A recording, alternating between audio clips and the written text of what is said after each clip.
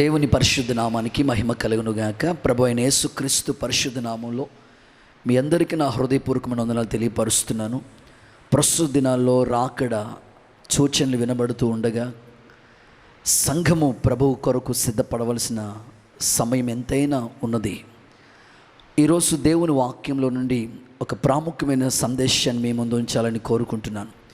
పరిశుద్ధ గ్రంథమైన బైబిల్ నుండి యెహెజ్కేలు గ్రంథం 38వ అధ్యాయం 7వ వాక్య భాగాన్ని చదువుకుందాం. నీవు సిద్ధముగా ఉండుము, నీవు సిద్ధముగా ఉండుము, నీవు సిద్ధపడి నీతో కూడా కలిసిన సమూహం అంతటిని సిద్ధపరచుము. చాలు. చదవబడిన వాక్య భాగంలో యెహెజ్కేలు ప్రవక్త ఇలా చెప్తూ ఉన్నాడు, నీవు సిద్ధంగా ఉండు, నీవు సిద్ధపడి నీతో కలిసిన సమూహం అంతటినీ కూడా సిద్ధపరచు. ఈ మాటలు వీక్షిస్తున్న మీ జీవితంలో ప్రభు చెప్తున్నారు, నీవు సిద్ధపడు. నీ ఒక్కడవే కాదు, నీతో ఉన్న సమూహం అనే నీ కుటుంబాన్ని, నీ బంధువుల్ని, నీ రక్త సంబంధుల్ని, మరి ప్రాముఖ్యంగా సంఘాన్ని ప్రభు రాజ్యం కొరకు సిద్ధపరచమని ప్రభు జ్ఞాపకం చేస్తున్నారు. ఒక సేవకులుగా మేము మా వంతుగా సంఘాన్ని ప్రభు కొరకు సిద్ధపరచడానికి ప్రయత్నాలు చేస్తూ ఉంటాం. మీతో కూడా ప్రభు చెప్తున్నాడు, నీవు సిద్ధపడు, నీతో ఉన్న వారందరినీ కూడా ప్రభు రాజ్యం కొరకు సిద్ధపరచమని దేవాది దేవుడు కోరుకుంటూ ఉన్నాడు. దేవుని వాక్యం ద్వారా మనకు సెలవిస్తూ ఉన్నారు. ప్రస్తుతం రాకడ దినాల్లో మనం ఉన్నాం కనుక ప్రభు రాజ్యం కొరకు అనేకులు మనం సిద్ధపరచవాలి.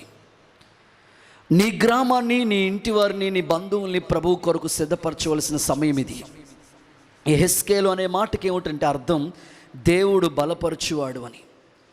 అనేకమైన ప్రవచనాలతో కూడిన శ్రేష్టమైన మాటలు యెహెజ్కేలు ప్రవక్త చెప్తున్నాడు. మొదట మనము సిద్ధపడాలి, ఆ తర్వాత అనేకుల్ని మనం సిద్ధపరచాలి. ఎందుకు అంటే ప్రభు మనం అనుకుని గడియలో ప్రభు వస్తారు కనుక మనం సిద్ధంగా ఉండండి అని దేవుడు చెప్పారు. ఆయన రాకడ గూర్చిన సూచనలు వినబడుతూనే ఉన్నాయి కనుక ప్రభు మనం అనుకోనని గడియలో వస్తారు కనుక మనమైతే సిద్ధపడాలి. అనేకుల్ని ప్రభు రాజ్యం కొరకు మనం సిద్ధపరచాలని దేవుడు మన నుంచి కోరుకుంటూ ఉన్నాడు. చూడండి, కొన్ని ఉదాహరణలు మీకు చెప్తాను. ఒక వ్యవసాయం చేస్తున్న రైతు ఉన్నారనుకోండి, పంటను పండిస్తూ ఉంటాడు, విత్తనం వేస్తూ ఉంటాడు. 6 నెలల తర్వాత తన చేతికి పంట వస్తుంది. విత్తనం వేసిన తర్వాత అట్లాగే వదిలిపెట్టాడు. ఆ విత్తనం వేసిన తర్వాత ఆ పొలాన్ని ఏమి పట్టించుకోకుండా ఉండడు. ప్రతిరోజు నీరు పెడతా ఉంటాడు, చేయవలసిన సాక్రిఫైస్ చేస్తూ ఉంటాడు, కలుపు మొక్కలు వస్తే తీస్తూ ఉంటాడు, ఎరువు మందు చల్లుతూ ఉంటాడు. 6 నెలలు ఆ వ్యవసాయం చేస్తున్న రైతు 6 నెలలు దాని కొరకు ప్రయాసపడినప్పుడు 6 నెలల తర్వాత తన చేతికి పంట వస్తుంది. 6 నెలల తర్వాత వస్తుందిలే అని పంటను విత్తనం వేసి పక్కన పెట్టేస్తే పంట చేతికి రాదు కదా. దానికి చేయవలసిన సాక్రిఫైసు ఆ రైతు చేస్తూ ఉన్నాడు. అలాగే ఒక తల్లి బిడ్డకి జన్మనివ్వాలంటే ఖచ్చితంగా 9 మాసాలు మోస్తుంది, 9 నెలలు మోస్తుంది. ఒక కోడి పిల్లగా సిద్ధపరచబడాలంటే ఆ గుడ్డి మీద 21 రోజులు పొదుగుతూ ఉంటుంది. తల్లిదండ్రులు మీలో చాలామంది ఉన్నారు, మీ పిల్లల కోసం ఉదయకాలమే నిద్ర మేల్కొని పిల్లల కొరకు టిఫిన్ సిద్ధపరచడానికి రాత్రే ముందుగానే ఆ పిండి కానివ్వండి, ఆ పప్పు కానీ సిద్ధపరిచి ఉదయకాలానికి టిఫిన్ పిల్లలకి సిద్ధపరుస్తూ ఉన్నారు. ఈ విధంగా భౌతికంగా చెప్పుకుంటూ వెళ్తే భూమి మీద ఉన్న ప్రతి వారు కూడా వారి యొక్క జీవన విధానంలో వారు వంతుగా వారు చేయవలసిన పనులన్నీ కూడా సిద్ధపరచుకుంటూ ఉన్నారు. అయితే రాకడ దినముల్లో మనం ఉంటుండగా ప్రభు కోరుకుంటుంది ఏమిటంటే, నీవు సిద్ధపడు, నీతో ఉన్న నీ కుటుంబాన్ని కూడా, నీ ఇంటి వారిని కూడా ప్రభు రాజ్యం కొరకు సిద్ధపరచు. అలాంటి సిద్ధపాటు కలిగిన వ్యక్తులుగా మనం ఉండాలని దేవుడు కోరుకుంటూ ఉన్నాడు. మొదట నీవు సిద్ధపడాలి. అందుకే ప్రభు రాకడ ఎలా ఉంటుందంటే నోవాహు దినముల వలె ప్రభు రాకడ ఉంటుందని ప్రభు చెప్పారు. నోవాహు దినములలో పరిస్థితులు నోవా ఒక్కడే ప్రయాసపడుతూ ఓడ కడుతూ ఉన్న సందర్భంలో 120 సంవత్సరాలు ఓడని సిద్ధపరుచున్నప్పుడు అనేకులకి దేవుని గురించి చెప్పినా ఎవ్వరు వినకుండగా తన ఇంటోళ్ళు మాత్రమే ఆ ఓడలోనికి వచ్చారు. నేటి దినములు కూడా అలాగే ఉన్నాయి. దేవుని గురించి చెప్తున్నా, ప్రకటిస్తున్నా వారు దేవుని వైపుకు తిరగకుండగా, దేవుని వైపుకు రాకుండగా లోకంలోనే సాగిపోతున్న దినములు ఇవి. లోతు దినముల వలె ప్రభు రాకుడు ఉంటుందని ప్రభు చెప్పారు. లోతు దినాలు ఎలా ఉన్నాయో మనకు బాగా తెలుసు. లోతు దినములు చిన్న పిల్లలు మొదలుకొని పెద్దవారి వరకు విచ్చలవిడిగా భయంకరంగా పాపంలో తిరుగులాడుతూ పొర్లాడుతున్న స్థితిగతులు వారి జీవితాలు మనకు కనబడతాయి. ఇలాంటి ప్రతికూలమైన పరిస్థితుల మధ్యలో దేవుని రాకడ దినముల యొక్క సూచనలు వినబడుతూ ఉండగా ప్రభు నీతో చెప్తున్నాడు, నీవు సిద్ధపడు. నీవొక్కడవే కాదు కానీ నీతో ఉన్న నీ కుటుంబాన్ని కూడా దేవుని రాజ్యం కొరకు సిద్ధపరచమని ప్రభు కోరుకుంటున్నాడు. అలాంటి సిద్ధపాటు యేసుక్రీస్తు నామంలో నీ కుటుంబానికి నా దేవుడు అనుగ్రహించాలని నేను కోరుకుంటున్నాను. మొదట నీవు సిద్ధపడమంటున్నారు దేవుడు. మీకు అర్థం అవడం కోసం ఒక మాట తెలియపరుస్తాను. ఒక వ్యక్తి బట్టతల మందు తీసుకుని ఊర్లు తిరుగుతూ బట్టతల ముందే అని అమ్ముకుంటూ ఉన్నాడు. ఒకరోజు ఒక ఊరికి వెళ్తున్నాడు, ఆ ప్యాకెట్స్ అమ్ముతున్నాడు. మరొక రోజు ఒక ఊరికి వెళ్తున్నాడు, అక్కడ ప్యాకెట్లు అమ్ముకుని తిరిగి ఇంటికి వస్తున్నాడు. ఒకరోజు తను యథావిధిగానే వెళ్ళినట్లుగానే ఆ ప్యాకెట్స్ తీసుకుని బట్టతల ముందని అమ్ముకోవటానికి వెళ్ళాడు. చాలా ప్యాకెట్లు అమ్మేశాడు. కొన్ని ప్యాకెట్లు ఉన్నాయి. ఒక కుర్రోడు చూసి, సార్ బట్టతల ముందు ఎంత అని అడిగాడు. అయ్యా 20 రూపాయలు అన్నాడు. సరే నాకు ఇవ్వండి అని తీసుకుందామని జేబులోంచి పాకెట్లోంచి పర్స్ తీసి డబ్బులు ఇద్దాం అనుకుంటున్నాడు. ఈ లోపల ఆ బట్టతల ముందు అమ్ముకునే ఆయన క్యాప్ పెట్టుకుని ఆ బట్టతల ముందు అమ్ముతున్నాడు. గాలేస్తే ఆ క్యాప్ కాస్త కింద పడినప్పుడు చూస్తే బట్టతల ముందు అమ్ముకునే ఆయనకి బట్టతల ఉంది. బట్టతల ముందు అమ్ముకునే ఆయనకి బట్టతల ఉంటే ఎవరు కొంటారు చెప్పండి? ఎవరు కొనలేరు. ఈరోజు కూడా మీరు సిద్ధపడకుండా అనేకులు సిద్ధపరచ అవకాశం లేదు. సేవకులుగా మేము సిద్ధపడాలి, విశ్వాసులుగా మీరు సిద్ధపడాలి. నా భర్త మారడండి, మార్పు చెందడండి, నా పిల్లలు రారండి అని నువ్వే అనుకుంటే నీకే సిద్ధపాటు లేకపోతే నీ ఇంట్లో ఎలా మారుతారు చెప్పు? ప్రభు నీ నుంచి కోరుకుంటుంది ఏమిటంటే మొదట నీవు సిద్ధపడు, ఆ తర్వాత నీతో ఉన్న కుటుంబాన్ని ప్రభు రాజ్యం కొరకు రాకడ కొరకు సిద్ధపరచమని ప్రభు కోరుకుంటున్నాడు. ఎందుకు సిద్ధపడాలి? మనము ఎందుకు సిద్ధపడాలి అనే ఆలోచన మీకు వస్తే బైబిల్లో నుండి ఒక 3 ప్రాముఖ్యమైన విషయాలు మీ ముందు ఉంచాలని, మీకు తెలియపరచాలని నేను కోరుకుంటున్నాను. దేవుని రాకడ కొరకు ఆ యొక్క సూచనలు వినబడుతూ ఉండగా మనం ఎలా సిద్ధపడాలో, ఎందుకు సిద్ధపడాలో కొన్ని విషయాలు మీ ముందు జ్ఞాపకం చేయాలని కోరుకుంటున్నాను. చదవండి మొదటి మాట, ఆమోసు ప్రవచన గ్రంథం 4వ అధ్యాయం 12వ వచన భాగాన్ని చదువుకుందాం. ఆమోసు ప్రవచన గ్రంథం 4వ అధ్యాయం 12వ వచన భాగాన్ని భక్తులు చదువుతారు, ఆలకిద్దాం. కాబట్టి ఇశ్రాయేలులారా, మీ ఎడల నేను ఇలాగునే చేయుదును గనుక ఇశ్రాయేలులారా మీ దేవుని సన్నిధిని కనబడుటకై, మీ దేవుని సన్నిధిని కనబడటానికే సిద్ధపడండి. చాలు. మొదటి మాట, ఎందుకు నేను సిద్ధపడాలి, ఎలా నేను సిద్ధపడాలి అని అంటే దేవుడు నీతో చెప్తున్నాడు, దేవుని సన్నిధిలో కనబడుట కొరకు సిద్ధపడు. మొదటి మాట, దేవుని సన్నిధిలో నువ్వు కనబడాలంటే నీవు సిద్ధపరచబడాలి, సిద్ధపడాలని ప్రభు కోరుకుంటున్నాడు. భూమి మీద క్రీస్తు రక్తమిచ్చి కొనబడిన వధువు సంఘము అని పిలువబడుతున్నాం, పరిశుద్ధుల గుంపు. ఇక్కడ కనబడుతున్న మనము ఆయన సన్నిధిలో కూడా కనబడాలి. అంటే నీవు సిద్ధంగా ఉండమని ప్రభు కోరుకుంటున్నాడు. ఆయన సన్నిధిలో కనబడడానికి నువ్వు సిద్ధపడమని ప్రభు చెప్తున్నాడు. మనం అనుకోని గడియలో ప్రభు వస్తాడు కనుక మనం సిద్ధపడి రెడీగా ఉండాలి. గొర్రెపిల్ల వివాహ మహోత్సవం వచ్చినప్పుడు పెండ్లి కుమార్తెను వధువు సంఘముగా సిద్ధపరచబడాలని ప్రభు కోరుకుంటున్నాడు. నేడో రేపో మన ప్రభు మేఘాల మీద రాబోతున్నాడు. ఆయన వచ్చినప్పుడు ఆయన ఎదుర్కోవటానికి సంఘానికి ఒక సిద్ధపాటు కావాలి. ఆయన సన్నిధిలో కనబడే ఒక అమూల్యమైన సిద్ధపాటు మనకి రావాలి. అలాంటి సిద్ధపాటు కొరకు దేవుడు నిన్ను సిద్ధపరచాలని కోరుకుంటున్నాను. అపోస్తలుడైన పౌలు అంటారు, మన ప్రభు అయిన యేసుక్రీస్తు రాకడ యందు మీ ప్రాణం, మీ ఆత్మ, మీ శరీరం నిందారహితంగా మార్చబడి సంపూర్ణంగా ఆయన పరిశుద్ధపరచునుగాకని పౌలు ఆ సంఘానికి చెప్పాడు.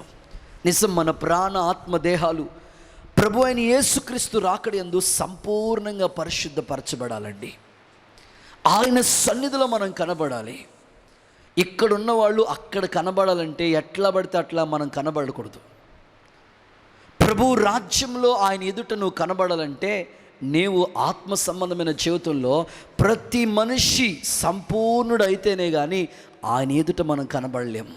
అందుకే పౌలు ఒక మాట పత్రికలో చెప్తూ వచ్చాడు. కొలస్సీలకు రాసిన పత్రిక 1వ అధ్యాయం 28వ వచన భాగాన్ని మనం చదివితే, అపోస్తలుడైన పౌలు కొలస్సీలకు రాసిన పత్రిక 1వ అధ్యాయం 28వ వచన భాగం, ప్రతి మనుషుని క్రీస్తునందు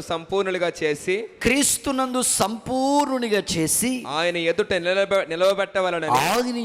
నిలబెట్టాలని సమస్త విధమైన జ్ఞానముతోను మేము ప్రతి మనిషికి బుద్ధి చెప్పుచు ప్రతి మనిషికి బోధించుచు ఆయనను ప్రకటించుచున్నాం. పౌలు అంటున్నారు, ప్రతి మనుష్యుని నేను సంపూర్ణంగా చేసి ఆయన ఎదుట నిలబెడతాను. ఇప్పుడు ఆయన ఎదుట మనం కనబడాలంటే సంపూర్ణులుగా అయిన పరిస్థితి మనకు ఉంటే కానీ ఆయన ఎదుట మనం కనబడలేము. నువ్వు సిద్ధపడు, నీతో ఉన్న సమూహాన్ని సిద్ధపరచు. ఎలా నువ్వు సిద్ధపడాలి?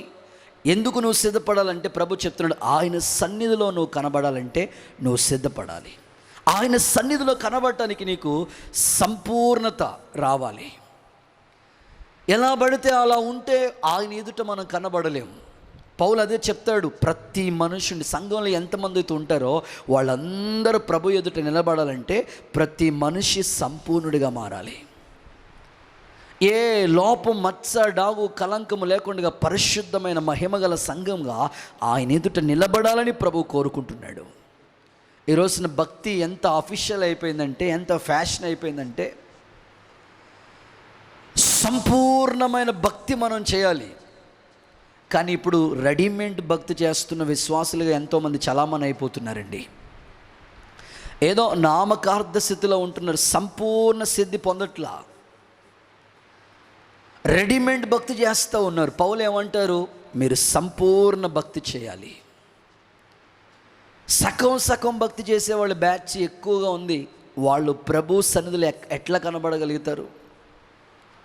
ఈ రోజున సగం భక్తి చేసే విశ్వాసుల సంఖ్య ఎక్కువ.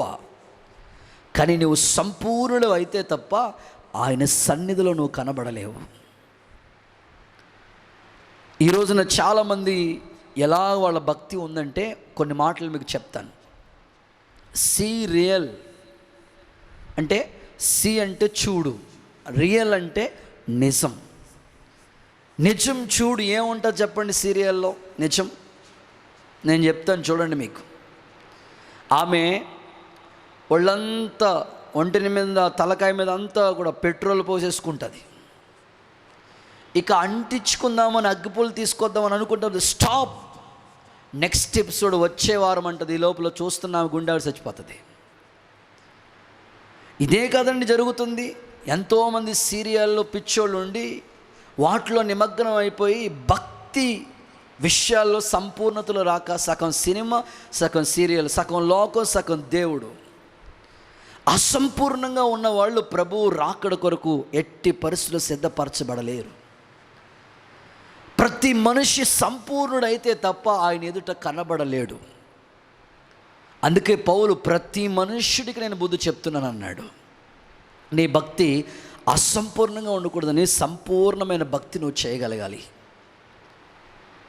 బైబిల్ గ్రంథంలో సంపూర్ణమైన భక్తి, సంపూర్ణమైన ఉపదేశ క్రమం, సంపూర్ణమైన పరిశుద్ధులు పౌలు పత్రికల్లో చెప్తూ, పరిశుద్ధులు సంపూర్ణులగినట్లు దేవుడు ఇలాగ నియమించాడు. కొందరిని అపోస్తులుగాను, ప్రవక్తలుగాను, ఉపదేశకులుగాను, సువార్థికులుగాను, కాపరులుగాను ప్రభు నియమించాడు. ఇప్పుడు పరిశుద్ధులు, యేసు రక్తం చేత కడగబడిన వాళ్ళందరూ కూడా పరిశుద్ధులే. నమ్మి బాప్తిసం పొందిన వాళ్ళందరూ కూడా పరిశుద్ధుల గుంపే. ఈ పరిశుద్ధుల గుంపు సంపూర్ణ పరిశుద్ధులోనికి రావాలి. అందుకే సంఘానికి దేవుడు 5 ఫోల్డ్ మినిస్ట్రీ, అపోస్తుల ఉపదేశ క్రమాన్ని పెట్టారు. ఈ క్రమంలో ఏ సంఘం అయితే కట్టబడుతూ ఉంటుందో వాళ్ళు సంపూర్ణ సిద్ధి పొందుకుంటారు. ఆయన సన్నిధిలో కనబడే ఒక సంపూర్ణ సిద్ధపాటు వాళ్ళకు దొరుకుతుంది. బైబిల్ గ్రంథంలో ఒక వ్యక్తి జీవితాన్ని మీకు జ్ఞాపకం చేస్తాను. ఆ వ్యక్తి సంపూర్ణుడిగా కావలసిన వ్యక్తి అసంపూర్ణుడిగా ఉన్నాడు. చూడండి, మీకు బైబిల్ గ్రంథంలో హోషేయ ప్రవచన గ్రంథం 7వ అధ్యాయం 8వ వచన భాగాన్ని చదువుకుందాం. హోషేయ ప్రవచన గ్రంథం 7వ అధ్యాయం 8వ వచన భాగాన్ని చదువుకుందాం. ఎఫ్రాయిము అన్యజనులతో కలిసిపోయాను. అన్యజనులతో కలిసిపోయాను. ఎఫ్రాయిము ఎవరో త్రిప్పివేయలేని అప్పం వంటి వాడాయను. ఎవరు తిప్పి వేయలేనంటే అప్పము వంటి వాడాయను. చాలు. ఎఫ్రాయిము అనే ఒక వ్యక్తిని గురించి పరిశుద్ధాత్ముడు ఇక్కడ చెప్తున్నాడు. ఎఫ్రాయిము అన్యులతో కలిసిపోయాను. ఈరోజు కూడా ఎంతోమంది అన్యులతో కలిసిపోతున్నారు, నామకార్థ క్రైస్తవంలోకి వెళ్ళిపోతున్నారు. ఎవరు తిప్పివేయని అప్పము వంటి వాడాయను అని దేవుని వాక్యం చెప్తుంది. అంటే సగం కాలి సగం కాలని జీవితం. అప్పాన్ని మీరు చూడండి, ఒక చపాతీ కానివ్వండి, ఒక రొట్టె కానివ్వండి, 2 పక్కల కాల్చిన దాన్నే మనం తీసుకుంటాం. ఒకవేళ మీరు మీ భర్త గారికి టిఫిన్ సిద్ధం చేసి ఒక పక్కనే అట్టుని కాల్చి మరో పక్కన కాల్చకుండా పట్టుకెళ్ళి మీ భర్తకి టిఫిన్ పెట్టారనుకోండి, ఆ ప్లేట్కి రెక్కలు వచ్చేసి ఎగిరిపోయి ముక్కలైపోతుంది. కారణం ఏంటంటే కాలిన రొట్టె నువ్వు తినవు. మరి నువ్వు సగం లోకం సగం దేవుళ్ళో ఉంటే దేవుడు నిన్ను ఎలా అంగీకరిస్తాడు చెప్పు? ఎఫ్రాయిము ఎవరు తిప్పివేని అప్పం వంటి వాడు అయిపోయి అన్యులతో కలిసిపోయాడట. ఈరోజు సంఘము అన్యులతో కలవకూడదు. పరిశుద్ధ గ్రంథమైన బైబిల్లో వెలుగుకి చీకటికి పొత్తెక్కడ, విశ్వాసికి అవిశ్వాసికి ఎక్కడ పోలిక అని ప్రభు చెప్పాడు కదా. కనుక నీవు ఎఫ్రాయిం వలె అన్యులతో కలిసిపోవద్దు.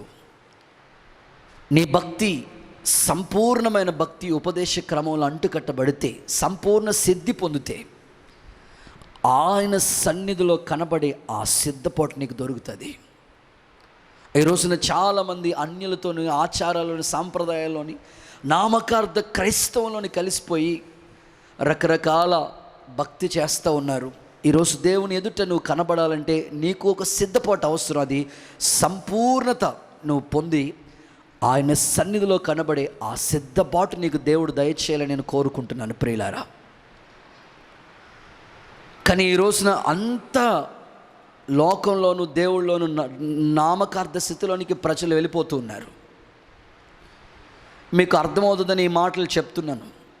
ఒకప్పుడు ఎంతో భక్తి చేసిన వాళ్ళే, ఒకప్పుడు దేవుని కొరకు వైరాగ్యంగా రోషంగా నిలబడిన వాళ్ళే మరలా లోకంలో కలిసిపోతున్న వాళ్ళని మన కళ్ళ ముందు ఎంతోమందిని మనం చూస్తూ ఉన్నాం. దైవజనులు నాకు బాగా ఇష్టమైన సేవకులు, బాగా పరిచయమైన దైవజనులు.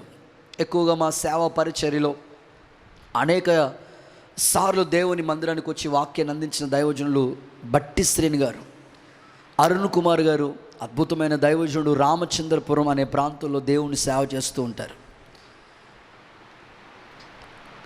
బలమైన సాక్షిగా దేవుడు అతన్ని నియమించి వాడుకుంటున్నారు దైవజనులు. అయితే ఆ దైవజనుడు ఒకసారి చెప్పిన మాట నాకు బాగా గుర్తు. వాళ్ళ సంఘంలో 2-3 విశ్వాసులు ప్రతిసారి ఏదైనా సమస్య ఉన్నప్పుడు ఎవరొకరు సంఘానికి వస్తూ సమస్యలు చెప్పి ప్రార్థన చేయించుకుంటారు కదా. అలాగే 3 స్త్రీలు వారి కుటుంబంలో వాళ్ళ కుమార్తెకి వివాహ సంబంధం కొరకు ప్రార్థన చేయించుకోవడానికి దేవుని మందిరానికి వచ్చారట. దైవజనుల దగ్గరికి వచ్చి ప్రార్థన సహాయాన్ని కోరుకున్నారట. అయ్యా, మా అమ్మాయికి పెళ్లి సంబంధం కొరకు వెళుతున్నాం, మీరు ప్రార్థన చేయండి, ప్రార్థన చేయించుకుని వెళ్దామని వచ్చాం, మీరు ప్రార్థన చేస్తే దేవుడు చక్కని సంబంధాన్ని సమకూరుస్తాడు, అద్భుతమే జరుగుతుంది అని. సరే, దైవజనుడు వారిని మోకరించమని చెప్పి వారిని మోకరింపచేసి ప్రార్థన చేశారంట, ప్రభా వీళ్ళు వెళుతున్న ప్రయత్నం సఫలం చేయండి, అద్భుతం నువ్వు చేయండి అని. ఆమెనని ముగించినప్పటికీ అయ్యా మేము వెళ్తామనని పాస్టర్ గారికి ఇలా ప్రైజ్ లాడని వందనాలు చెప్తున్నారట. చూస్తే వాళ్ళు ఇలా ప్రైజ్ లాడని వందనాలు చెప్తున్నప్పుడు వాళ్ళ చేతిలో ఇలాంటి ఒక రాయి ఉంది. వాళ్ళ చేతిలో ఇలాంటి ఒక రాయి ఉంది. దైవజనుడికి ఎందుకో డౌట్ వచ్చి అడిగారంట, అమ్మా మీ చేతిలో ఈ రాయి ఎందుకు తెచ్చుకున్నారు, ఈ కంకర రాయి ఈ రాడు ఎందుకు తీసుకొచ్చారు అని దేవుని సేవకులు వారిని అడిగితే వాళ్ళు అంటారంట, ముగ్గురు వెళ్తే సంబంధం ముక్కలైపోతుందని నాలుగో ఉండి రాడటని వెళ్ళిపోతున్నారట. అంటే ఎంత ఆచారంలోకి ప్రజలు వెళ్ళిపోతున్నారో మీరు ఆలోచించండి ప్రియులారా. ముగ్గురు వెళ్తే సంబంధం ముక్కలైపోతుందండి. అసలు మీరు బైబిల్లో చూస్తే అబ్రాహాం ఇంటికి ఎంతమంది వచ్చారు? ముగ్గురే కదా. మన దేవుడు తండ్రి కుమార పరిశుద్ధాత్మ త్రియేక దేవుడు కదా.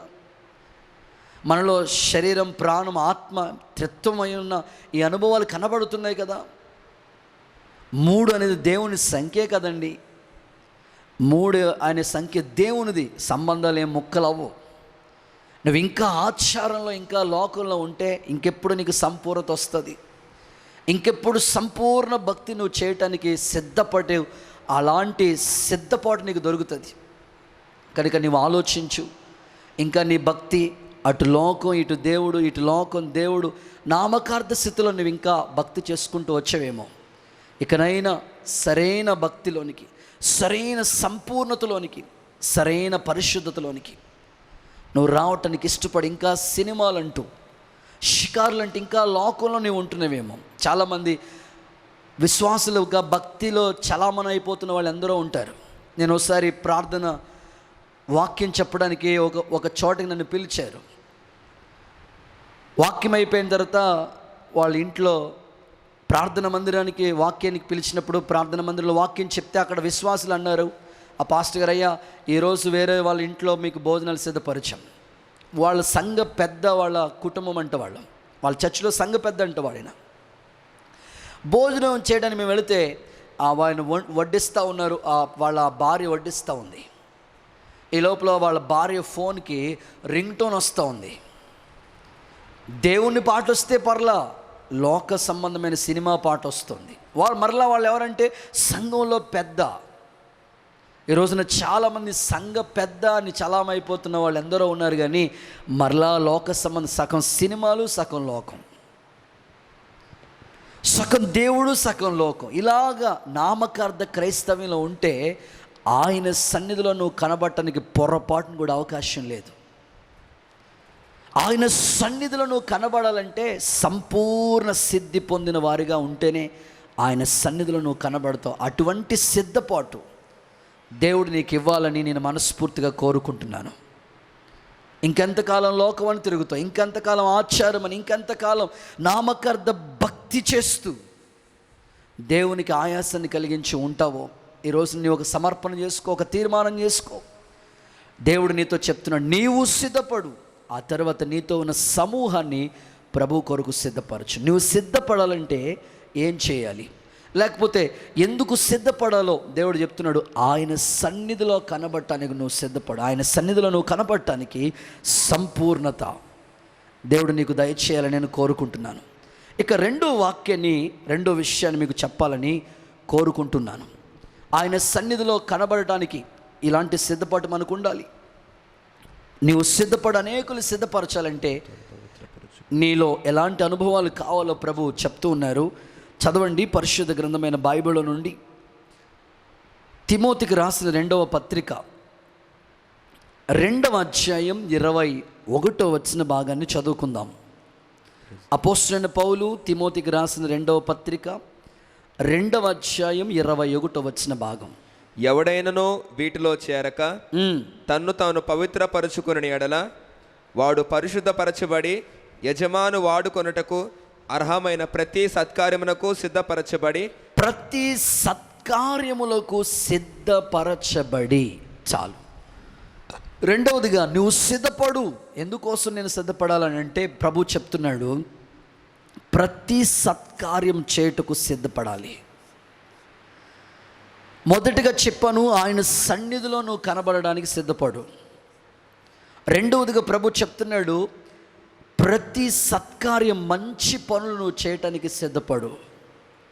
ఈ రోజున చాలామంది సత్క్రియలు అనే మంచి పనులు చేయటానికి సిద్ధపడలేదండి.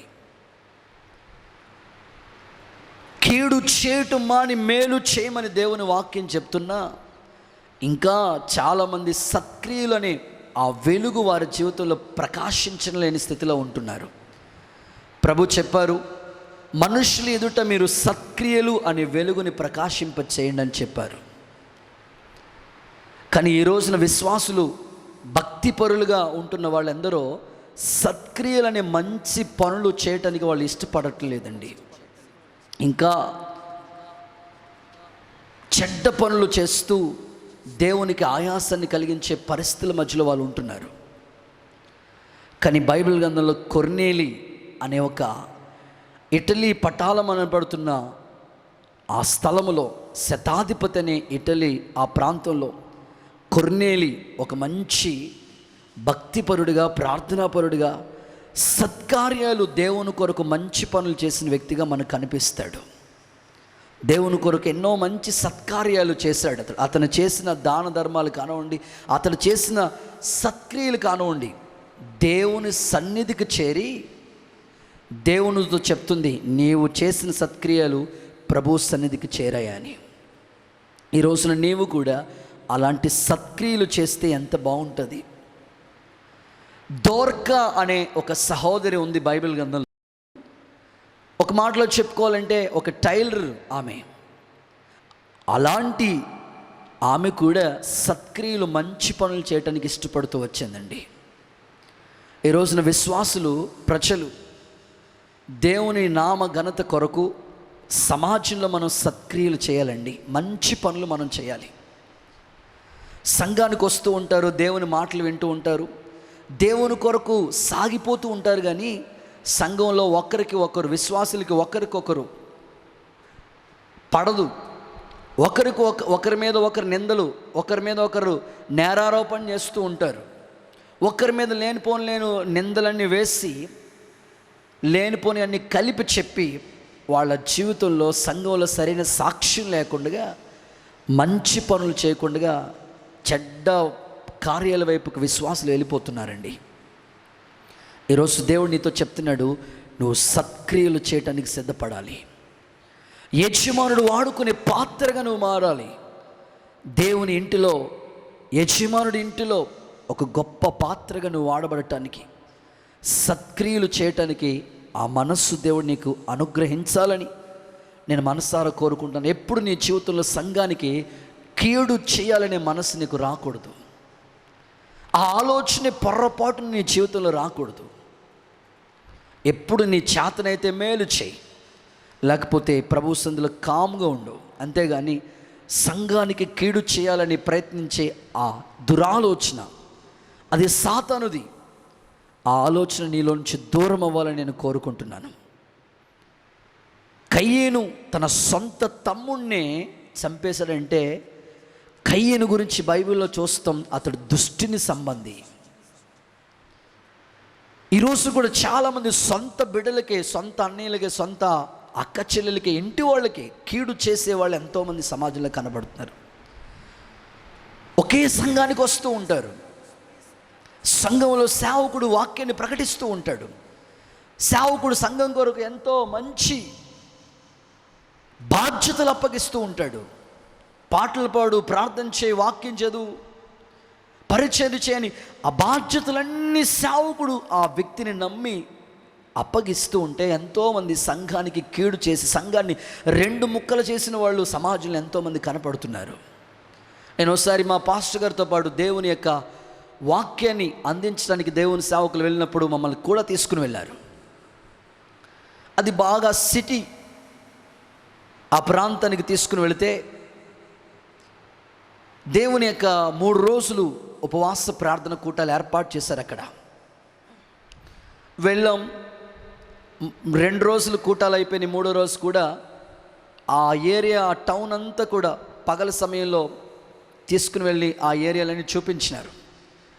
ఇంకా ఆఖరి రోజు కూటం ముగించుకుని మేము ఇంటికి వచ్చేయాలి. సంఘ పరిస్థితుల గురించి, ఈ సంఘ ఆరాధన గురించి, సంఘ పరిస్థితుల గురించి దైవజనులు మాట్లాడుతున్నప్పుడు అక్కడున్న వాళ్ళు చెప్తున్నారు, అయ్యా ఈ సంఘంలో 2 ఆరాధనలు జరుగుతాయి. సేవకులుగా మేము అనుకున్నాం, అబ్బా ఎంత బాగా సంఘం డెవలప్ అయిందో, 2 ఆరాధనలు చేస్తున్నారంటే చర్చి సరిపోవట్లేదేమో, డెవలప్మెంట్ కోసం 2 ఆరాధనలు చేసుకుంటున్నారేమో అని మేము అనుకున్నాం. కాదండి, ఈ సంఘంలో ప్రారంభంలో ఒక్కటిగానే ఉండేది, కానీ రాను రాను సంఘం స్థాపించిన ఆయన మంచి ఆయనే విశ్వాసులకి పడక గొడవలు పెట్టేసుకుని పాస్టర్ గారి తరపునంతా ఒక సంఘం ఏర్పడిపోయింది. సేవకుడి వాక్యాన్ని అనుసరించి పాటించిన వాళ్ళందరూ కూడా ఒకవైపు వచ్చేసారు. సంఘానికి సేవకునికి విరోధంగా ఉన్నవాళ్ళు, నువ్వేనా సేవకుడు, మేము కూడా చేయగలమని ఆలోచించి సేవకునికి విరోధంగా చేసి వాళ్ళందరూ కలిసి ఒక బ్యాచ్ పెట్టుకుని అదే సంఘంలో 2 ఆరాధనలు చేస్తూ వాళ్ళలో వాళ్ళే సంఘ పెద్ద ఒక ఆయన వాక్యం చెప్తూ సంఘాన్ని 2 ముక్కలు చేసేసారండి. ఈరోజు కూడా చాలామంది విశ్వాసులు సంఘానికి వస్తూ సంఘంలో దేవుని వాక్యాన్ని వింటూ సేవకునితోనే ఉంటూ సంఘంలో దేవునికి విరోధమైన పనులు చేస్తూ సంఘాన్ని 2 ముక్కలు చేసేవాళ్ళు నేటికి సమాజంలో ఎంతోమంది కనపడుతున్నారండి. ఈ సేవలో కూడా, ఈ పరిచర్యలో కూడా, ప్రారంభ పరిస్థితుల్లో కూడా సంఘాన్ని 2 ముక్కలు చేయాలనుకున్న ప్రయత్నం చేసిన విశ్వాసుల యొక్క మనస్తత్వాలలో దేవుడు కాపాడుతూ వచ్చారు. నాకు విరోధంగా రూపించబడి ఏ ఆయుధము వర్ధిల్లదని ప్రభు చెప్పాడు. కనుక నువ్వు చేతనైతే సంఘానికి మేలు సత్క్రియలు చేయగాని ఎప్పుడు విడగొట్టాలని, విభజించు పాలించు అనే అలాంటి మనస్తత్వం నీలోకి రాకూడదు. వాక్యంలో ఒక చక్కని మాట మీకు చదివిస్తాను. అపోస్తలుడైన పౌలు హెబ్రీయులకు రాసిన పత్రిక 10వ అధ్యాయం 25వ వచన భాగాన్ని చెప్తున్నాడు. ఒక అద్భుతమైన మాట. కొందరు మానుకొనుచున్నట్టుగా, కొందరు మానేస్తూ ఉన్నట్లుగా సమాజంగా కూడటం మానొద్దు. ఒకరినొకడు హెచ్చరించుచు, ఒకరికొకడు హెచ్చరించుకోండి. ఆ దినము సమీపించుట మీరు చూచిన కొలది, ఆ దినం అంటే ప్రభువు రాకడ సమీపించిన కొలది మరి ఎక్కువగా అలాగు చేయము. ప్రేమ చూపటానికి, సత్కారములు చేయటకును, సత్క్రియలు చేయటానికి ఒకరినొకరు పురుకొల్పండి. సత్క్రియలు చేయటానికి ఒకరొకరు పురుకొల్పండి. నువ్వు మంచి పనులు చేయడానికి సంఘంలో సత్క్రియలు చేయడానికి ఒకరినొకరు పురుకొల్పాలి. పాటలు పాడే వాళ్ళు ఉన్నారనుకోండి, ప్రోత్సహించు. ప్రార్థన చేసే వాళ్ళు ఉన్నారనుకో, ప్రోత్సహించు. స్వార్థ పరిచర్య చేసేవాళ్ళు ప్రోత్సహించు. సంఘానికి అన్ని విధాలుగా సహకారులుగా ఉంటే ప్రోత్సహించు. పురుకొల్పండి, సత్క్రియలు చేయండి అని దేవుని వాక్యం చెప్తుంది. ఆ రాకడ వచ్చేంత వరకు మరీ ఎక్కువగా అలా చేయండి అని ప్రభు చెప్తున్నాడు. నాతో పాటు బైబిల్ ట్రైనింగ్ చేశారండి ఒక అన్న, దానియేల్. మంచి వ్యక్తి. వాస్తవంగా అతని గురించి చెప్పుకోవాలంటే ఈ చెయ్యి, తన యొక్క ఎడమ చెయ్యి పుట్టుకతోనే ఈ గుత్తు లేదండి, ఈ గుత్తు లేదు. పుట్టుకతోనే అలా పుట్టాడు. వాళ్ళ నాన్నగారు చూసి, ఆ బ్రదర్స్ 2 అన్నదమ్ములు, పుట్టుకతోనే ఇలాగ పుట్టాడని ఆలోచించి, ఒరే బాబు నువ్వు కీబోర్డ్ నేర్చుకో, అన్నయ్యకి నీ తబలా నేర్పిస్తానన్నాడు. కానీ ఎందుకో దేవుని సంకల్పం, ఈ పిల్లోడికి మాత్రం తబలా మీద ఇంట్రెస్ట్ ఉండేది. మంచిగా చెయ్యి లేకపోయినా, ఈ గుర్తు లేకపోయినా తబలా మంచిగా వాయించగలిగాడు, నేర్చుకున్నాడు. చాలా అద్భుత రీతిగా తబలా ప్లే చేస్తుంటాడు. క్యాసెట్ రికార్డింగ్లో కూడా తబలా ప్లే చేసిన సందర్భాలు ఉన్నాయి. నాతో పాటు బైబిల్ ట్రైనింగ్కి వచ్చారు, అక్కడ పరిచయం. చాలా తన జీవన విధానంలో బాగా సాగిపోయింది. నేను బైబిల్ ట్రైనింగ్ అయిపోయిన తర్వాత అమలాపురం ప్రాంతానికి సేవకు వచ్చేసాను. ఆ బ్రదర్ తణుకులో ఉండిపోయాడు. వాళ్ళ నాన్నగారికి సంఘాలు ఉన్నాయి, అక్కడే సేవలోని కొనసాగిపోతున్న దినాలు. మంచిగా తబలా ప్లే చేస్తూ ప్రోగ్రాంకి వెళుతూ ఉండేవాడు. తనకు వివాహం అయింది, ఒక కుమారుడు కూడా ఉన్నాడు. ఒకరోజు రాజమండ్రి, బొమ్మూరు ఆ ప్రాంతాల్లో ఒక వివాహం, ఒక ప్రోగ్రాం చేయటానికి, తబలా వాయించడానికి తాను తనతో పాటు ఒక ఫ్రెండ్ ఇద్దరు కలిసి వెళ్తూ ఉన్నారు. బొమ్మూరు బ్రిడ్జి దగ్గర వెళ్ళిపోతూ ఉన్నారు వీళ్ళు. లారీని క్రాస్ చేసి వెళ్తూ ఉన్నారు. క్రాస్ చేసి వచ్చినప్పటికీ ఆ లారీ ముందుకు వచ్చేసారు వీళ్ళు. ఆ లారీ యాక్సిడెంట్లో 2 స్పాట్లు చనిపోయారండి. 2 స్పాట్లు చనిపోయారు. చాలా బాధ అనిపించింది. 30 సంవత్సరాల వయసులోనే భార్య ఉంది, చిన్న పిల్లోడు, 1 సంవత్సరం 2 సంవత్సరాల పిల్లోడు ఉన్నాడు. ప్రాణాలు కోల్పోయాడని ఆ రోజు జ్ఞాపకార్థ కూడికి ఆ బరియల్ గ్రౌండ్కి వెళ్ళాం. 1000 మంది జనాలు వచ్చారు. ఆ వారంలోనే జ్ఞాపకార్థ కూడికి పెట్టారు. నేను నాతో పాటు కొంతమంది కూడా వెళ్ళాం. వెళ్ళినప్పుడు ఒక్కొక్కరు కూడా ఆ వ్యక్తిని గురించి చెప్తూ ఉన్నారు అన్నమాట. ఈయన వ్యక్తి ఎంత గొప్పోడు అని తన గురించి మంచి విషయాలు చెప్తూ ఉన్నారు. మాకు తెలిసిన విషయాలు మేము చెప్తూ వచ్చాం. అతడికి చేయలేకపోయినా తబలా వాయించేవాడు, ఎంతమంది వచ్చిన వాళ్ళకి వంట చేసి పెట్టేవాడు, కార్ డ్రైవ్ చేసేవాడు, బండి డ్రైవ్ చేసేవాడు, మిషన్ కుట్టేవాడు. ఇన్ని మంచి పనులు ఉన్నాయి. ఇవే మీకు తెలుసని ఆయన గురించి చెప్తూ ఒక మాట అన్నారు. సందీప్ అనే ఒక బ్రదర్ చెప్తూ, ఆయన డానియేల్ గురించి, ఈ సహోదరుడు గురించి మాట్లాడితే ఏమన్నాడంటే, ఖాళీ సమయాల్లో ప్రోగ్రాలు తబలా వాయించడానికి మ్యాక్సిమం కొన్ని రాత్రులే ప్రోగ్రాలకు వెళుతుంటారు. పగలు సమయంలో ఖాళీగా ఉన్నప్పుడు రంపచోడవరం, మారేడుమిల్లి ఇలాంటి ఏజెన్సీ ప్రాంతాలకి కొన్ని బట్టలు కలెక్ట్ చేసుకుని తను ప్రోగ్రాలు చేస్తే వచ్చిన డబ్బుల్ని తీసుకుని పేద ప్రజలకి సువార్త చెప్తూ, పేద ప్రజలకి ఆ యొక్క వస్త్రాలు పంపిణీ చేసి, ఆ సమయంలోనే తనకు వచ్చిన డబ్బుల్ని జాగ్రత్త చేసి ఆ పేద ప్రజలందరికీ వస్త్రాలు పంచి దేవుని సువార్త ప్రకటించారండి. నిజంగా అన్న గురించి చెప్తున్నప్పుడు మాకు ఆశ్చర్యం అనిపించింది. అరే బాబు, ఇన్ని మంచి సత్క్రియలు దేవుడు ఈ వ్యక్తికి అనుగ్రహించాడు అని అనిపించింది. చాలా ఇన్స్పైర్ అయ్యాం మేమైతే. ఈరోజు దేవుడు నీతో చెప్తున్నాడు, ప్రస్తుత దినాల్లో కరోనా వ్యాధి సోకి ప్రజలందరూ ప్రాణాలు కోల్పోతూ ఉంటే, ఇంట్లోంచి బయటికి రాలేని పరిస్థితులు, ఏ పనులకి వెళ్ళటానికి అవకాశం లేని పరిస్థితులు, పేద ప్రజలు నీ కళ్ళ ముందే ఎంతోమంది కనపడుతూ ఉంటారు. ఆ రోజు పనికి వెళితే కానీ వాళ్ళకి సహాయం దొరకదు. పోషించబట్టమే కష్టం. పిల్లలు, కుటుంబం, ఎన్నో మంది మన కళ్ళ ముందు ఎందరో కనపడుతున్నారు. కనీసం నీకు వాళ్ళు నీ కళ్ళ ముందు కనపడుతున్నప్పుడు సత్క్రియలనే మంచి పనులు చేయడానికి నీకు మంచి మనసు రావాలి. దేవుని సేవకులుగా మా వంతుగా మేము చేయటానికి దేవుడు ఎంతగానో కృప చూపిస్తూ వచ్చాడు. అనేకమైన వారికి దేవుని ప్రేమను పంచడానికి, ఆ సత్క్రియలు చేయడానికి దేవుడే తన వాక్యాల ద్వారా మాకు తెలియపరిచినప్పుడు మేము చేయటానికి సిద్ధపడుతూ వచ్చాం. మీరు కూడా మీ వ్యక్తిగత జీవితంలో సంఘానికి మంచి పనులు మీరు చేయాలి, సత్క్రియలు చేయాలి. సమాజంలో కూడా సత్క్రియలనే మంచి పనులు నువ్వు ప్రభు కొరకు చేయాలి. ఎప్పుడు ఇతరులకి కీడు చేయాలని, సంఘానికి కీడు చేయాలని ఆ మనస్సునికి ఎప్పుడూ ఉండకూడదు. దేవుడు ఇటువంటి మంచి మనస్సాక్షిని, సత్క్రియలు చేయాలనే ఆ మనస్సుని దేవుడు నిండుగా మెండుగా తప్పక దేవాది దేవుడు నీకు అనుగ్రహించునుగాక. అలా ఇవ్వాలని, ఆ మనస్సు నీకు దేవుడు ఇవ్వాలని నేను మనస్ఫూర్తిగా కోరుకుంటున్నాను. ఒక ఆమె దేవుని వాక్యం విన్నదట. ఎలాగైనా సరే నేను ఈరోజు నుంచి, రేపటి నుంచి అనేకులకి సత్క్రియలు చేస్తాను, మంచి పనులు చేస్తానని సంకల్పించుకుని తీర్మానం చేసుకుందంట. ఆ మరుసటి రోజే వాళ్ళ ఇంటికి అడుక్కుని ఒక ఆయన వచ్చారంట. అమ్మా ఏమైనా ఉంటే పెట్టండి అని అడుగుతున్నాడట.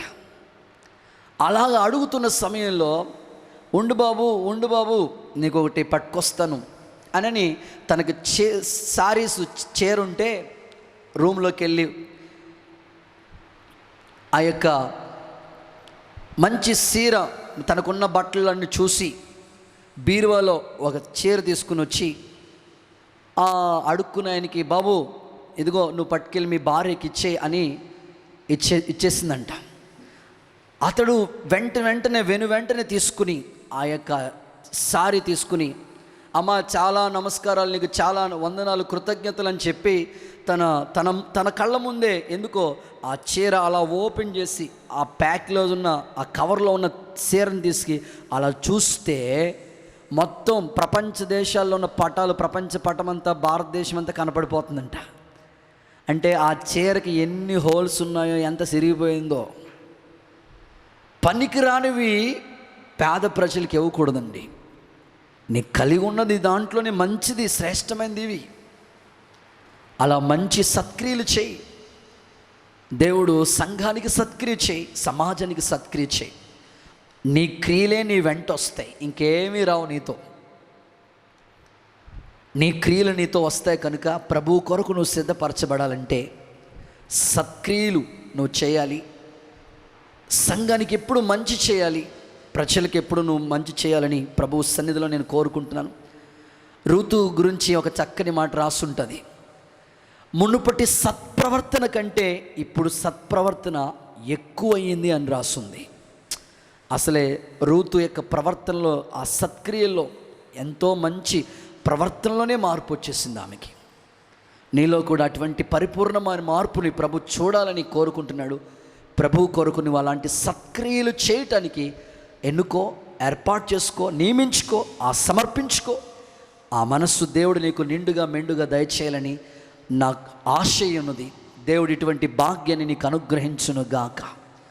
ఇక మూడో విషయాన్ని చెప్తున్నాను, నువ్వు సిద్ధపడు, అనేకుల్ని సిద్ధపరచు.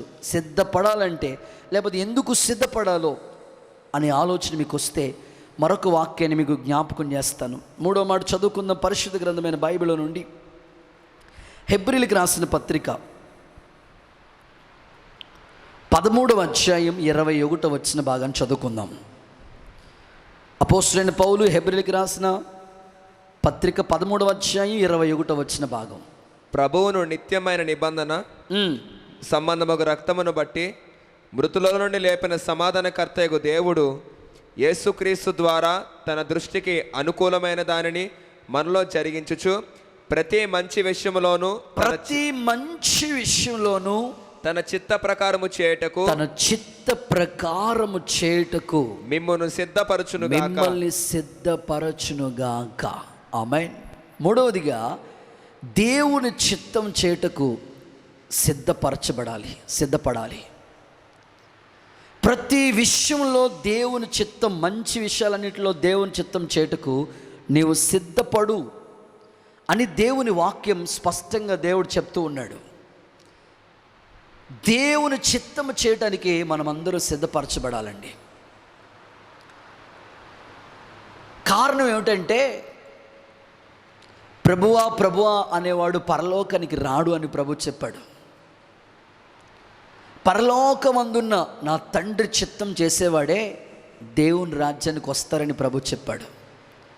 కనుక నువ్వు పరలోకమందున ఆ తండ్రి చిత్తాన్ని నువ్వు చేయగలిగితే ఆ రాజ్యంలో ప్రవేశించే ఆ సిద్ధపాటు నీకు దొరుకుతుంది. దేవుని సముఖంలో దేవుని చిత్తాన్ని చేసే ఆ మనస్సు నీకు రావాలి. చాలామంది వాళ్ళ ఇష్టం, వాళ్ళ నిర్ణయం, వాళ్ళ ఇష్టం చేయటానికి ఇష్టపడతారు, కానీ దేవుని చిత్తం చేయటానికి సిద్ధపడరండి. దేవుని చిత్తం చాలా అమూల్యమైనది. దేవుని చిత్తం శ్రేష్టమైనది. ఆయన చిత్తాన్ని చేయటానికి నీకు ఒక సిద్ధపాటు రావాలి. నీ ఇష్టం కాదు, అన్ని విషయంలో దేవుని చిత్తమే జరగాలి. దేవుని చిత్తం చేయటానికి నువ్వు నిర్ణయించుకోవాలి. చాలాసార్లు నీ మనస్సాక్షి ఏమంటుందంటే, నా ఇష్టమే నెరవేర్చబడాలని అనుకుంటుంది. ఆ మనసు అలా కోరుకున్నప్పుడు నువ్వు చెప్పాలి, ప్రభు చిత్తం చేసేవాడే ఆ నిత్యరాజ్యంలోకి వెళతాడు కదా. భక్తుడు యోహాను తన పత్రికలో ఏమన్నారు? దేవుని చిత్తం చేసేవాడు నిరంతరం నిలిచి ఉంటాడు. లోకం దాని ఆశలు గతించిపోతాయి. లోకంలో ఉన్నదంతా శరీరాశ, నేత్రాశ, జీవపుటంబం. లోకం ఆశలన్నీ గతించాయి, లోకపు నటన గతించిపోతుంది. ఈ సమయంలో నీవు దేవుని చిత్తాన్ని చేయటానికి నువ్వు సిద్ధపడాలి. అలాంటి సిద్ధపాటు నీకు రావాలి. యేసుక్రీస్తు ప్రభు తండ్రిన దేవునితో ఏమని చెప్పారు? తండ్రి, నీ చిత్తము చేయటే నాకు ఆహారం అన్నాడు. యేసుక్రీస్తు ప్రభు ఈ భూమి మీద 33.5 సంవత్సరాలు జీవించారు. 3.5 సంవత్సరాల సేవా పరిచర్యలు ఎప్పుడు తన ఇష్టం నెరవేర్చబడలేదు, కానీ దేవుని చిత్తమే చేయటానికి ఇష్టపడ్డారు. తండ్రి చిత్తమే చేయటానికి యేసుక్రీస్తు ప్రభు సిద్ధపడ్డారండి. సిలువ శ్రమ పడుతున్నప్పుడు కూడా, తండ్రి నీ చిత్తమైతే ఈ గిన్నె నా యొద్ద నుండి తీసివేయమన్నాడు. ఆ శ్రమ పడుతూ కూడా దేవుని చిత్తానికి అప్పగించుకున్నారంటే యేసుక్రీస్తు ప్రభు ఎంతగా తండ్రి చిత్తం నెరవేర్చారు. నీ జీవితంలో కూడా దేవుని చిత్తానికి విరోధమైనది ఏది నీ జీవితంలో చేయకు. ఏ పని చేయాలన్నా, ఏ సంకల్పం నెరవేర్చబడాలన్నా ప్రభు చిత్తం ఏదో అలాగు చేయి. పౌలు ఏమన్నాడు తన పత్రికల్లో? మీరు లోక మర్యాదను అనుసరించక దేవుని చిత్తమును అనుకూలమునైన ఏదో ఆయన చిత్తం ఏదో పరీక్షించి తెలుసుకుని అలాగు చేయి. మనస్సు మారి నూతన పరచడం వల్ల మీరు రూపాంతరణములోకి వస్తారని చెప్పాడు. కనుక దేవుని సముఖంలో మీరు దేవుని చిత్తమే సిద్ధించాలని ప్రార్థన చేయాలి. దేవుని చిత్తమే చేయటానికి మీరు అప్పగించుకోవాలి. బైబిల్ గ్రంథంలో ఇశ్రాయేలీలకి మొట్టమొదటి రాజు సౌలుని దేవుడు ఎన్నుకున్నాడు, ఏర్పాటు చేసుకున్నాడు. ఏమండి, గాడిదలు కాసుకునే వ్యక్తిని దేవుడు ఒక రాజ సింహాసనం మీద కూర్చోబెడితే, రాజు అధికారం దేవుడు ఇస్తే దేవుని చిత్తం చేయట్లేదు, తన ఇష్టం చేస్తూ ఉన్నాడు. ఈరోజు కూడా అంతే. దేవునికి ఎంతో ఆధిక్యత ఇచ్చాడు, ఎంతో కృపలు ఇచ్చాడు, ఎంతో స్థితినిచ్చాడు. ఇంత స్థితి నువ్వు పొందుకున్న తర్వాత నీ ఇష్టం కాదు, దేవుని చిత్తం చేయటానికి నువ్వు నడుం కట్టుకోవాలి, ఇష్టపడాలి. దేవుడు అంటారు, నువ్వు అవివేకము పని చేసావు కనుక నిన్ను ఈ సింహాసనం నుంచి తొలగించి నా ఇష్టాన్ని నెరవేర్చిన దావీదుని ఆ సింహాసనం మీద కూర్చోబెడతానని ప్రభు కోరుకున్నాడు. కనుక నీ వ్యక్తిగత జీవితంలో దేవుని చిత్తానికి విరోధమైనది ఏది నువ్వు చేయకూడదు. సౌలు తన ఇష్టాన్ని నెరవేర్చినప్పుడు సింహాసనమే కోల్పోయింది, రాజ్యమే పోయింది.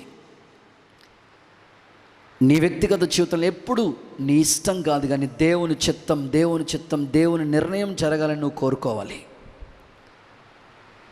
అది ఏదైనా సరే, నువ్వు వివాహ విషయంలో నిర్ణయాలు తీసుకోవాలన్నా, ఇల్లు కట్టే ప్రయత్నాలు చేస్తున్నప్పుడు, స్థలం కొనేటప్పుడు, మరి ప్రాముఖ్యంగా భక్తి విషయాల్లో దేవునికి నచ్చని పని ఎప్పుడు నువ్వు చేయొద్దు. దేవుని చిత్తం చేసేవాళ్ళే ఆయన రాజ్యంలోకి వెళతారు, ఆయన నిత్య జీవాన్ని పొందుకుంటారు. బైబిల్ గ్రంథంలో ఒక వాక్యాన్ని మీకు చదివిస్తాను. లూకా సువార్త 12వ అధ్యాయం 47వ వచన భాగం. లూకా సువార్త 12:47 వచన భాగం. తన యజమానుని చిత్తము ఎరిగి, తన యజమానుని చిత్తం ఎరిగి సిద్ధపడక, చదవండి, అతని చిత్తము చొప్పున జరిగింపక ఉండు దాసునికి అనేకమైన దెబ్బలు తగులును. దేవుని చిత్తం చెప్పున చేయలేని వారికి అనేకమైన దెబ్బలు తగులుతాయండి. మీ ఇష్టం నెరవేరిస్తే మీకు వచ్చే నష్టం ఏమిటంటే అనేకమైన దెబ్బలు తగులుతాయట. యజమానుడి చిత్తం ఎరిగి అలాగూ చేయకపోతే ఒకటి కాదు, అనేకమైన దెబ్బలు తగులుతాయి. చాలామంది జీవితంలో అన్నీ కోల్పోయిన తర్వాత బాధపడుతూ ఉంటారు. అన్నీ నష్టపోయిన తర్వాత, ఆస్తి నష్టం కానివ్వండి, వ్యాపార నష్టం కానివ్వండి, అన్నీ కోల్పోయిన తర్వాత బాధపడుతూ ఉంటారు. నేను అంటాను, నువ్వు యజమానుడి చిత్తం ఎరగకపోతే అనేకమైన దెబ్బలు తగులుతాయి నీకు. నీ పట్ల దేవుని సంకల్పం ఒకటి ఉంది, దేవుని యొక్క ఏర్పాటు అవుతుంది. ఆ సంకల్పం తెలుసుకుని అలాగూ చేయటానికి ఇష్టపడు, అలాగూ చేయటానికి సిద్ధపడు. దేవుడు మన పక్షమున ఆయన ఒక సంకల్పాన్ని ఏర్పాటు చేశారు. చూడండి, తల్లిదండ్రులుగా బిడ్డల పట్ల ఎన్ని ఆశలు పెట్టుకుంటారండి. ఈ పిల్లోడు ఇంజనీరింగ్ చదవాలి, ఇంజనీర్ అవ్వాలి, డాక్టర్ చదవాలి, లేకపోతే మంచి కలెక్టర్ అవ్వాలి, ఏదో మంచి ప్రయోజకుడు అవ్వాలని తల్లిదండ్రులు బిడ్డల మీద ఎన్నో ఆశలు పెట్టుకుంటారు కదా. భూమి మీద ఉన్న తల్లిదండ్రులే బిడ్డల పట్ల ఎంత ఆలోచన కలిగి ఆశ కలిగి ఉంటే మరి నిన్ను సృష్టించిన తన చేతులతో తన రూపాన్ని ఏర్పాటు చేసిన దేవుడు నీ పట్ల ఎలాంటి ప్రణాళిక కలిగి ఉన్నాడు ఎప్పుడైనా నువ్వు ఆలోచించవా? ఒకేలా అలా ఆలోచించకపోతే ఈరోజు నువ్వు ఆలోచించు. ఈ సమయంలో ప్రభు నీకు గుర్తు చేస్తున్నాడు. నీ జీవితంలో దెబ్బలు తగలటానికి కారణం ఏమిటంటే నీ ఇష్టాన్ని నువ్వు నెరవేరుస్తున్నావేమో. యజమానుడు చిత్తం ఎరిగి అలాగూ నువ్వు చేస్తే అది నీకెంతో మేలు. అలా చేయకపోతే అనేకమైన దెబ్బలు అని ప్రభు చెప్తున్నాడు. సేవలో జరిగిన ఒక కార్యాన్ని నేను మీకు చెప్తానండి. నాతో పాటు మా అక్క సేవలో ఉన్నారు, పరిచర్యలో ఉన్నారు. దేవుడు ఆమెకి సేవ పిలుపు, సేవ దర్శనాన్ని ఇచ్చినప్పుడు సేవకి పిలిచి దేవుని పరిచర్య చేయమని దేవుడు సంకల్పించినప్పుడు నేను ప్రభా ఉద్యోగం చేస్తాను, అవసరమైతే వచ్చిన జీతాన్ని దేవుని సేవకి ఇస్తాను, కానీ నేను మాత్రం సేవ చేయను ప్రభా అని చాలాసార్లు మా అక్క ప్రభు సేవ పిలుపు దేవుడు తన చిత్తాన్ని తెలియపరిచిన సేవకి రాకుండా ఎన్నోసార్లు వాయిదాలు వేస్తూ వచ్చింది. ఇంటర్మీడియట్ అయిపోయింది, డిగ్రీ అయిపోయింది, ఆసెట్ ఎగ్జామ్ రాయటానికి ఆల్ టికెట్ తీసుకుందామని బయలుదేరి మా ఊరు నుంచి కాలేజ్కి వెళ్ళటానికి సిద్ధపడి ఆటో ఎక్కారు. ఇక్కడి నుంచి జస్ట్ వాకబుల్ డిస్టెన్స్, ఒక 1/2 కిలోమీటర్ ఆటో వెళ్ళింది అంతే. ఆటోని ఎవరు వేరే వెహికల్ వచ్చి గుద్దలేదు. మామూలుగా వెళ్తున్న ఆటో తిరగబడిపోయింది.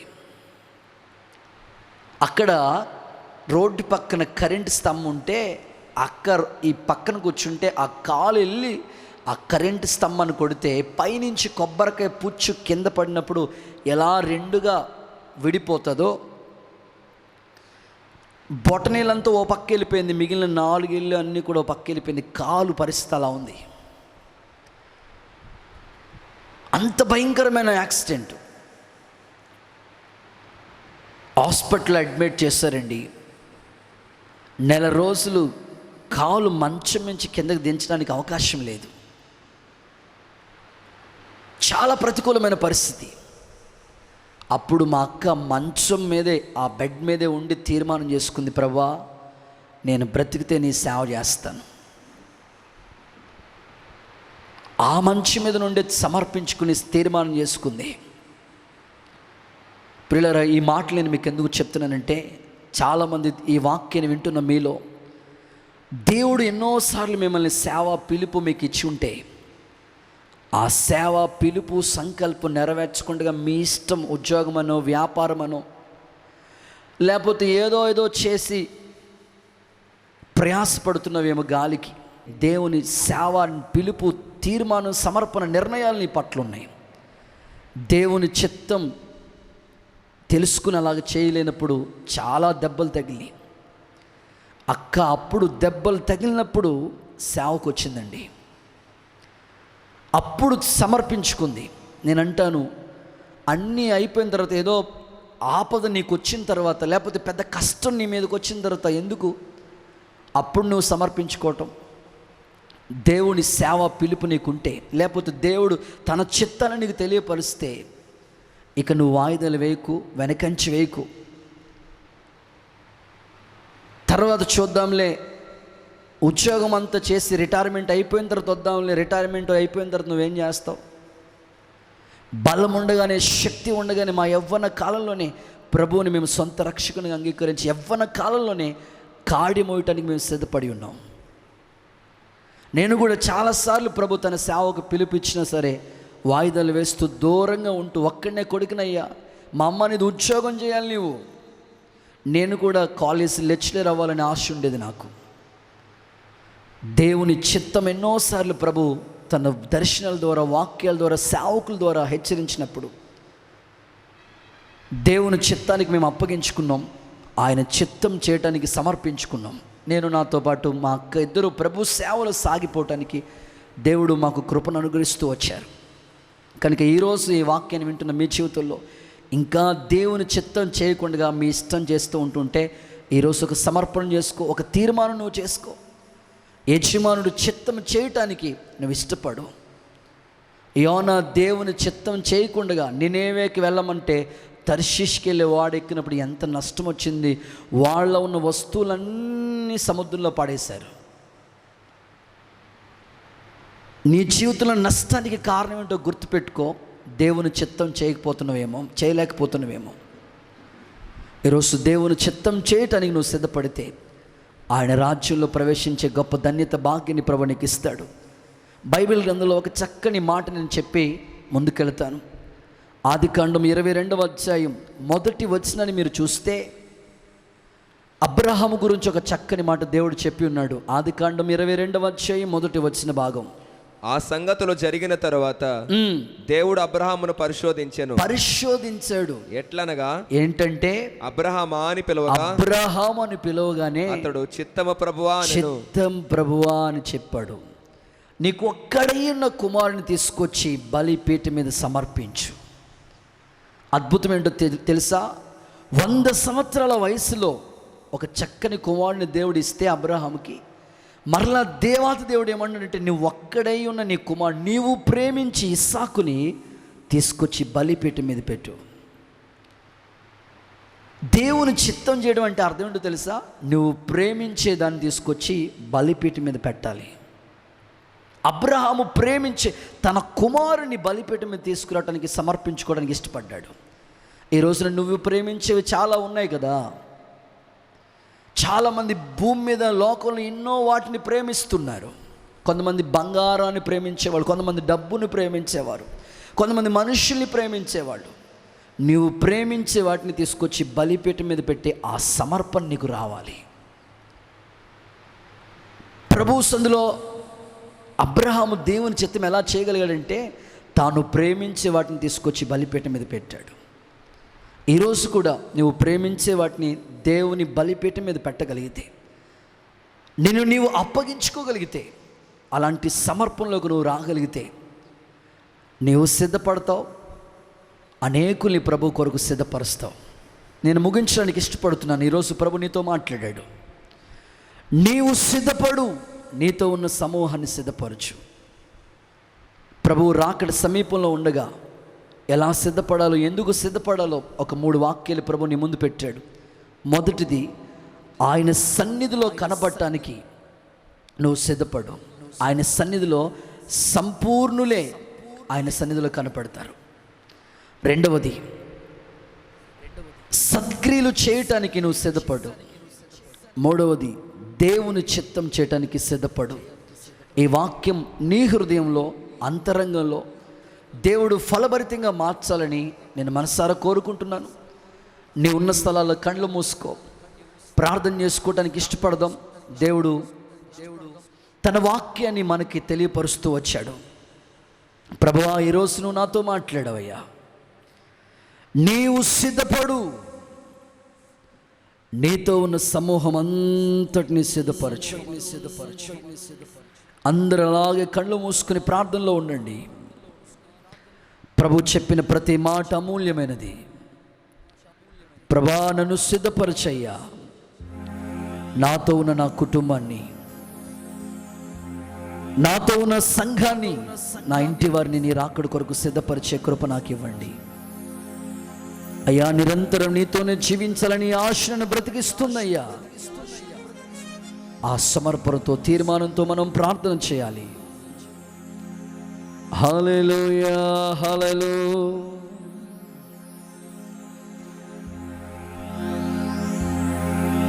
నిరంతరం నీతోనే జీవించాలనే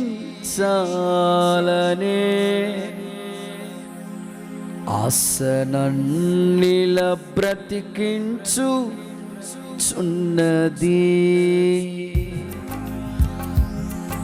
నిరంతరం నీతోనే జీవించాలనే ఆసనన్నిల బ్రతికించుచున్నది. నా ప్రాణేశ్వరా యేసయ్యా, నా సర్వస్వమా యేసయ్యా, నిరంతరం నీతోనే జీవించాలనే ఆసనన్నిల బ్రతికించుచున్నది. చప్పట్లు కొడదాం, కళ్ళు మూసుకుని ప్రార్థనలో ఏకీభవిద్దాం. ప్రభా నన్ను సిద్ధపరచు, నన్ను సిద్ధపరచు నాయన.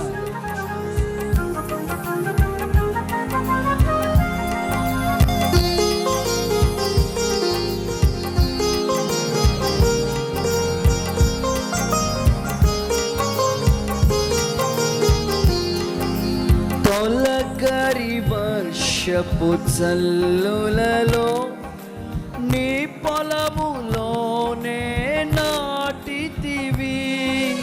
తొలకరి వర్షపు చల్లులలో నీ పొలములోనే నాటితివి. నీతోనే నేను నడవాలని, నీ వలనే నేను మారాలని, నీలోనే చిగురించాలని, నీలోనే పుష్పించాలని పరిశుద్ధాత్మ అభిషేకముతో సిద్ధపరచుచున్నావు నీ రాకడకై. నిరంతరం నీతోనే జీవించాలనే ఆసనన్నిల బ్రతికించుచున్నది.